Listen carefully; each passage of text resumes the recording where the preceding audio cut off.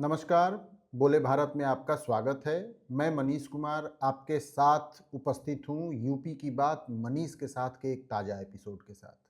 आज हम बात करेंगे कि किस तरीके से यूनिवर्सिटी ग्रांट कमीशन के एक नए रेगुलेशन से पूरे देश भर में उबाल मचा हुआ है। असल में एससी, एसटी, ओबीसी, विकलांग, महिलाओं और ट्रांसजेंडर के हितों को सुरक्षित रखने के लिए यूनिवर्सिटी ग्रांट कमीशन ने 13 जनवरी को एक रेगुलेशन पास किया या ये नियम निकाला, जिसमें ये कहा गया था कि जाति, धर्म, भाषा या लिंग के आधार पर कोई भी भेदभाव विश्वविद्यालय या कॉलेज के कैंपसों में नहीं चलेगा और ऐसा करता हुआ कोई पाया जाएगा तो उसके खिलाफ कड़ी कार्रवाई की जाएगी। इस नियम के प्रावधान जैसे ही समाज में सामने आए, देश में लोगों के सामने आए, वैसे ही सवर्ण तबके के छात्र, छात्र नेता और राजनेता ये तीनों ही इस रेगुलेशन के विरोध में खड़े हो गए। ऐसा इसलिए क्योंकि उनका तर्क है कि किसी भी झूठे आरोप में सवर्ण समाज के छात्र छात्राओं को फंसाया जा सकता है, शिक्षकों को, प्रोफेसरों को फंसाया जा सकता है। इस नियम में इतने कड़े प्रावधान किए गए हैं कि यदि कोई दोषी प्रोफेसर पाया जाता है तो उसके एसीआर में भी उसका जिक्र किया जाएगा, यानी उसका सर्विस रिकॉर्ड भी खराब हो जाएगा। हालांकि ये अभी अस्तित्व में आया है और इसके प्रभाव, इसके परिणाम, दुष्परिणाम अभी सामने नहीं आए हैं, लेकिन इस आशंका में कि सवर्ण समाज के लोगों को बहुत नुकसान हो जाएगा, आंदोलन शुरू हो गए हैं। केंद्र सरकार के और यूजीसी के पुतले फूके जा रहे हैं। सवर्ण बिरादरी के नेता केंद्र सरकार को, यूजीसी को, मानव संसाधन विकास मंत्री को चिट्ठियां लिख रहे हैं कि इसे तुरंत वापस लिया जाए क्योंकि सामाजिक समरसता को इससे बहुत नुकसान होगा। अब भारतीय जनता पार्टी के नेता भी जाहिर तौर पर इसके बचाव में उतर आएंगे। गोड्डा से सांसद निशिकांत दुबे, जो कि अपने तमाम बयानों के कारण बहुत सुर्खियों में रहते हैं, उन्होंने कहा कि सवर्ण समाज को किसी भी तरह से आशंकित होने की जरूरत नहीं है और उनके हित पूरी तरीके से सुरक्षित हैं। उन्होंने उपकार स्वरूप ये भी याद दिलाया कि केंद्र की मोदी सरकार ने ही सवर्णों को ईडब्ल्यूएस के तहत 10% आरक्षण दिया है। दूसरा बयान यूपी के डिप्टी सीएम केशव मौर्य का भी सामने आया। उन्होंने भी कहा कि सवर्णों को किसी भी तरीके से परेशान होने की जरूरत नहीं, उनके सभी हित सुरक्षित हैं। सरकार ने सिर्फ बहुत लंबे समय से पिछड़े लोगों को आगे लाने का काम किया है। दूसरी तरफ भाजपा के एमएलसी हैं देवेंद्र प्रताप सिंह। उन्होंने यूजीसी के सचिव को चिट्ठी लिखी है कि इस रेगुलेशन को तत्काल वापस लिया जाए क्योंकि इससे समाज में समरसता और आपसी भाईचारे का भी खंडन हो रहा है, छिन्न भिन्न हो रही है। तो आखिर क्या ऐसा नियम यूजीसी ने लागू कर दिया जिसके लिए इतनी हाय तौबा देश भर में और खासकर यूपी में भी मची हुई है? बता दें कि पिछले कई सालों में तमाम ऐसे उदाहरण आए जिसमें दलित या ओबीसी समाज के कुछ बच्चों ने अपने कैंपस में सुसाइड किया, जिसमें हैदराबाद यूनिवर्सिटी के रोहित वेमुला का नाम बहुत तेज सुर्खियों में रहा। इसके अलावा महाराष्ट्र की डॉक्टर हैं डॉक्टर पायल तड़वी, और इसके अलावा आईआईटी बम्बई के हैं दर्शन सोलंकी। इन तीनों लोगों ने सुसाइड किया और इनकी आत्महत्या के पीछे एक बड़ी वजह ये सामने आई कि इन्हें जाति सूचक शब्दों से प्रताड़ित किया जाता था और जाति के आधार पर इनका उत्पीड़न चल रहा था कैंपस में।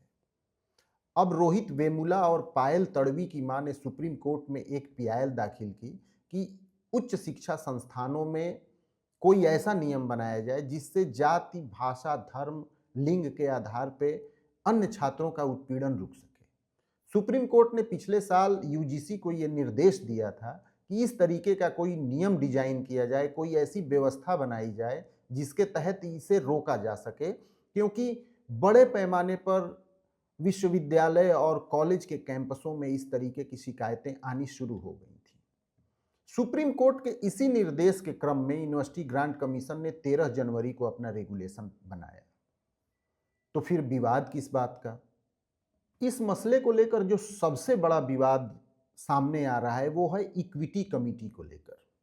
असल में यूनिवर्सिटी ग्रांट कमीशन ने ये कहा है कि हर विश्वविद्यालय या कॉलेज कैंपस में एक इक्विटी कमेटी बनाई जाएगी इस इक्विटी कमेटी का चेयरपर्सन वहाँ का प्रिंसिपल या वहाँ का हेड ऑफ द इंस्टीट्यूशन होगा, लेकिन उसके मेंबर्स में ओबीसी, एससी एसटी, महिला और हैंडीकैप्ड इन चारों ही वर्गों के लोगों का प्रतिनिधित्व भी अनिवार्य रूप से होना चाहिए, यानी मेंबर के रूप में ये जरूर होनी चाहिए।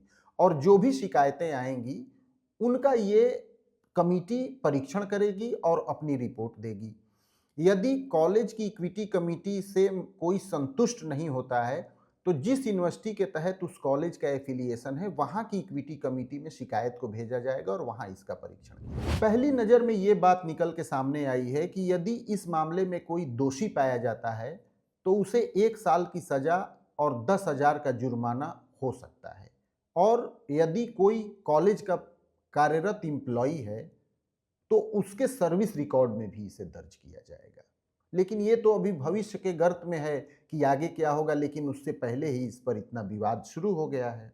अब ऐसे में सवाल उठता है कि सवर्ण समाज की ओर से इस रेगुलेशन का इतना विरोध क्यों हो रहा है। दरअसल ये तथ्य सबके सामने जग जाहिर है कि विश्वविद्यालय हो या कॉलेज हो, सभी कैंपसों में सवर्ण समाज बहुसंख्यक है। सवर्ण समाज के बच्चों की संख्या बाकी अन्य समुदायों से कहीं ज़्यादा है, लिहाजा उन्हें ये डर सता रहा है। तो ये स्वाभाविक भी है, क्योंकि किसी भी तरीके की गलती के कारण उन्हें लंबी सजा भुगतनी पड़ सकती है। लेकिन सवर्ण समाज को एक दूसरा डर भी है। सवर्ण समाज को इस बात का भी डर है कि इस नियम का जितना उपयोग नहीं होगा उससे ज़्यादा दुरुपयोग होगा और जातिगत वैमनस्य या राजनीति के तहत सवर्ण समाज के बच्चों को या प्रोफेसरों को या टीचर्स को इसमें फंसाया जाएगा। इसी डर के कारण सवर्ण समाज का ऐसा विरोध सतह पे सामने दिख रहा है। तो क्या ये पूरी तरीके से सच है? क्या सवर्ण समाज का ऐसा डर जायज है?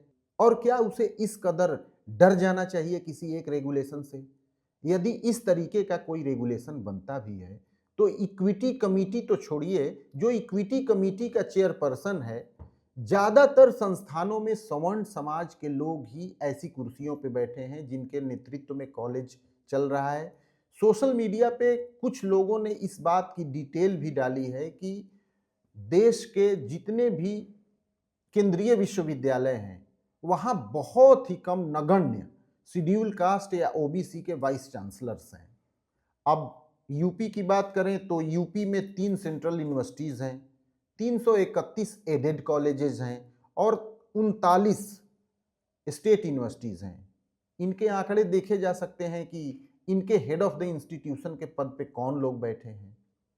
दूसरी सबसे बड़ी बात यह है, इस तरीके के उत्पीड़न को रोकने के लिए पहले भी कई कानून अस्तित्व में आए और नए भी बने, जिनमें SC/ST एक्ट है, प्रिवेंशन ऑफ सेक्सुअल हैरेसमेंट है। इसके अलावा तमाम कॉलेजेज और काम करने वाली जगहों पर विशाखा कमेटियों का भी गठन किया गया। लेकिन क्या इनके उतने फायदे निकल के आए जितने की उम्मीद इनसे की जा सकती थी? जाहिर तौर पर इसका जवाब ना में ही होगा। ऐसे में यूजीसी का एक और नियम किस कदर रहस्यमयी फायदा पहुंचाएगा, इसको लेकर तो शंका बनी ही रहेगी, क्योंकि इतिहास इसका गवाह है कि ऐसी कमेटियों का क्या होता है। तो फिर आखिर ये हाय तौबा क्यों? क्या 2027 के यूपी विधानसभा चुनाव के लिए तो कोई ताना बाना नहीं बुना जा रहा? और सबसे खास बात एक और है, इस यूजीसी के रेगुलेशन से वो तबका जो 2014 से केंद्र में बनी मोदी सरकार के खिलाफ हमेशा खड़ा रहा, वो एकाएक उसके समर्थन में उतर आया है।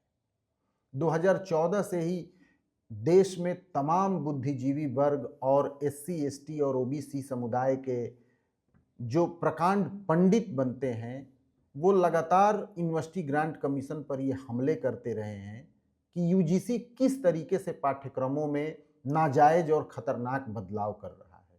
लेकिन अचानक से यूजीसी की वो भूरी भूरी प्रशंसा में उतर आया है। तो ये बहुत बड़ी बात है कि आखिर इसके पीछे की राजनीतिक वजह क्या है। कहीं 2027 का यूपी विधानसभा चुनाव, उसके लिए तो ये जमीन नहीं तैयार हो रही है जिससे ओबीसी कम्युनिटी को पुचकारा जा सके, ओबीसी कम्युनिटी को अपने पाले में ज़्यादा से ज़्यादा बनाए रखा जा सके, उनके छिटकने के किसी भी डर को खारिज किया जा सके। ये तमाम सवाल हैं जिनके जवाब आने वाले समय में मिलेंगे। फिलहाल यूपी की बात मनीष के साथ में बस इतना ही। हम एक नए एपिसोड के साथ आपके सामने फिर उपस्थित होंगे। तब तक दीजिए इजाज़त। नमस्कार।